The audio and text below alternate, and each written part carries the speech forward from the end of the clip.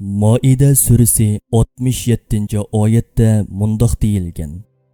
Allah seni insonlardan qo'g'daydi.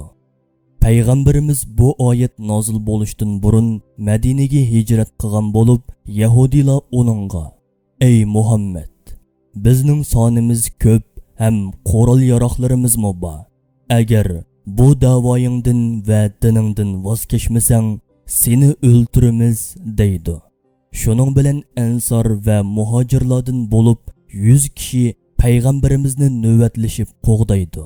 Ular Yahudilarning suiqasd qilishidan ansirab, kechasi uning yonida qo'natdi va u nega borsa billa boratdi. Bu oyat nozil bo'lganda Rasululloh o'zini qo'g'dab turganlarga: "Ey insonlar, berib ishinglarni qilinglar. Endi meni saqlamanglar. Shaksizki Allah meni dushmanlardan qo'g'daydi" deydi.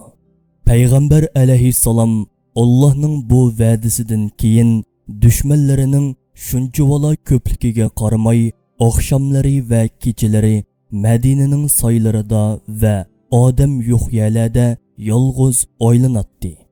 Uningga suiqasd planlaganlar har qancha qilmo planlarini amalga oshirolmaydi.